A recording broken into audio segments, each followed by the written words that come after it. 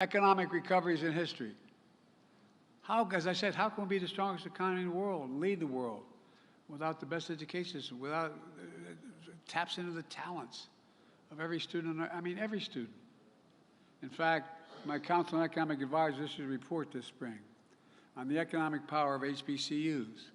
Here's what they found. They found HBCUs are engines of economic mobility in our country, raising the standard of living for everybody, for real. Despite representing only 3% of the colleges and universities in America, HBCUs are responsible for 40% of all black engineers, 50% of all black teachers, 70% of all doctors and dentists,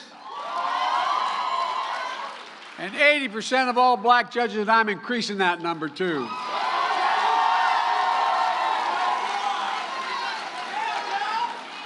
But that's not all. My CHIPS and Science Act, which I was committed to, finally got it done. We ensure we create more hubs of innovation at HBCUs, create pathways to develop more researchers, and grow a diverse semiconductor workforce here at home. For example, I was in New York where I announced a significant CHIPS investment with Micron, a leading semiconductor company that parented and partnered with Norfolk State University to build a 6,000 square foot high-tech facility for students and other researchers. My National Science Foundation just awarded $2 million to Clark Atlanta University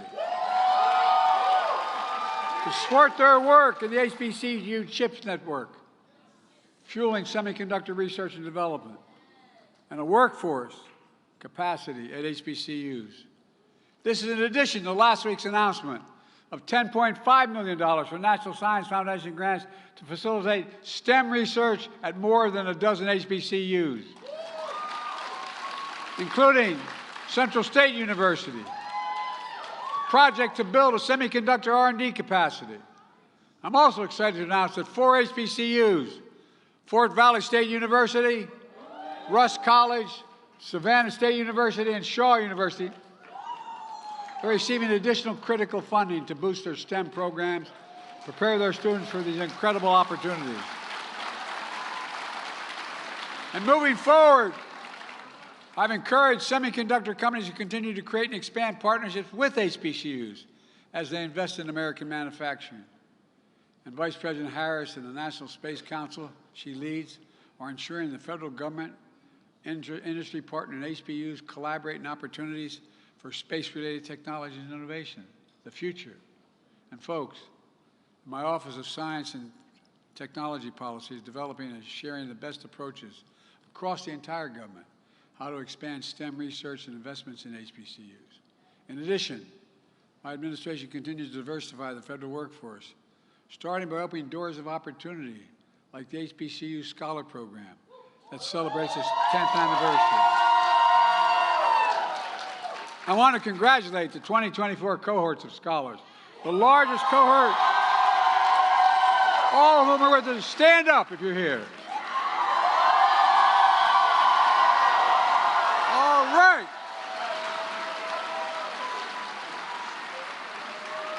If I'm still around when one of you are president, make sure you don't say who Joe who, okay?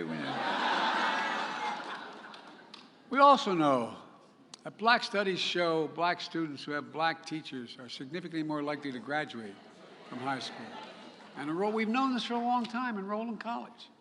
That's why my Department of Education has provided $450 million to ensure the teachers in our schools reflect diversity in our community. These small things matter a lot. For example, this funding has gone toward the Augustus F. Hawkins program, which is preparing the next generation of teachers at HBCUs. We're the first administration to secure funding for this program, providing almost $40 million to date. And today, I'm proud to announce 4 more HBCUs: Grambling State University, Morehouse College. Oh, I'm so tired of hearing about Morehouse, man.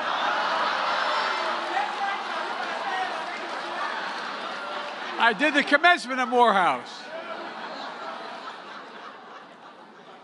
One grad came up to me, Mr. President, you're not a Morehouse man. closest I get was doing the commencement. North Carolina Central University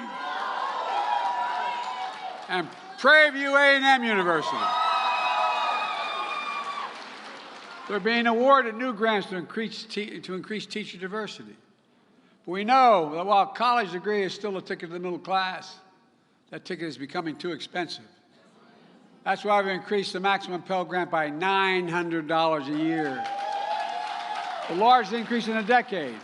It matters because HBCUs have twice the percentage of Pell Grant students as non-HBCUs. And my administration also relieved the debt of 5 million Americans, including a significant number of black borrowers. That means you can now start a business, you can buy a home, save for your children's school, give back to your community, and it grows the economy for everybody. It's not the cost, it grows the economy. There's so much more we're doing to help more HBCU students walk into a life of generational wealth and to be providers for their families, leaders of the communities, dreamers and doers of the nation. In fact, in just 4 years, working with HBCU leaders, we're making the most significant investment in Black America ever in American history. But look, we have to be honest about the forces we face. We gather together in a year when we commemorate two of our nation's most historic achievements. The 70th anniversary of Brown versus the Board of Education that segregated our public schools. It laid the groundwork for the Civil Rights Act of 1964 and outlawed discrimination in employment and public places, in which we've just observed its 60th anniversary. Instrumental in both achievements was Thurgood Marshall, an alum of Lincoln University and Howard Law School. By the way, Lincoln's closer to Wilmington than it is to Philly. I've been there many times. And generations of HBCU educators and students who came before. It opens the doors of hope and opportunity for a generation of Black Americans and for the entire United States of America. It really does. But today, affirmative action and the values of diversity, equity, and inclusion are under attack like not long since I started as a young civil rights guy. Books are being banned. History is being erased. HBCUs have received bomb threats. And right now, lies and hate are being spread about Haitian Americans in Ohio. It's wrong. It's simply wrong. And it must stop. There are those who want a country for some of us, but not for all of us. But I've always believed that the promise of America, and I mean it sincerely, is big enough for everyone to succeed. No, I really mean it, everyone. And there's been no more important voice for that truth than the Black community in our HBCUs. That's what I see in your students, future doctors and researchers, curing cancer, artists shaping our culture, fearless journalists and intellectuals challenging convention, preachers and advocates inspiring us all. You prove that Black history is American history. It is American history. And Black excellence is American excellence.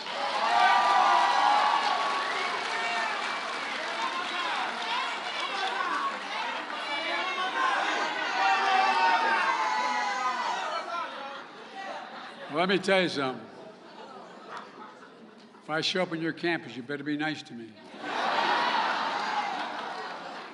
Look, let me close with this. Mary McLeod Bethune was the highest-ranking Black woman in Franklin Delano Roosevelt's administration. A pioneering educator, activist. She founded the proud HBCU Bethune-Cookman University. Here's what she said. She said, "The freedom gates are half ajar.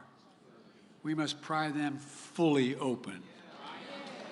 That's what I'm trying to do. Pry them fully open.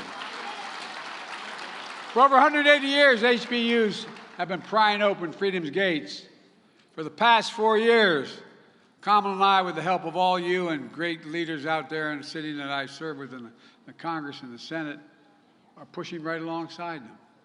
And God willing, as HBCU graduate, the future President of the United States is going to soon be sitting behind the resolute desk, pushing the gates of freedom open once and for all.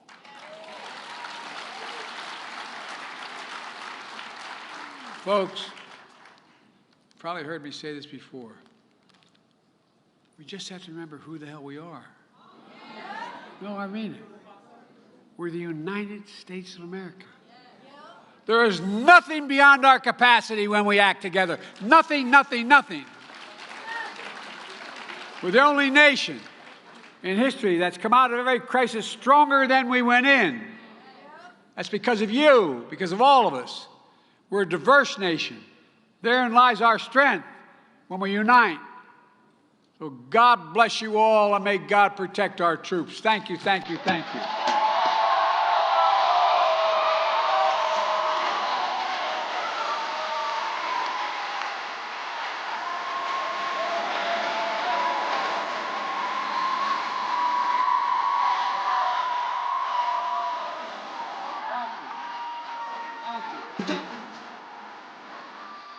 Every time I'd walk out of my grandfather fitting his home up in Scranton, Pennsylvania, he'd yell, "Joey, keep the faith." And my grandmother would yell, "No, Joey, spread it. Go spread the faith."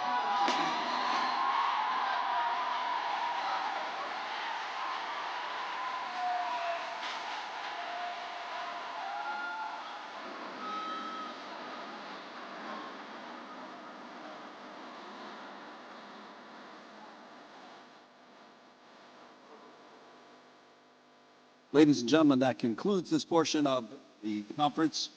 Please consult your conference apps for the next place you need to be, and have a great afternoon.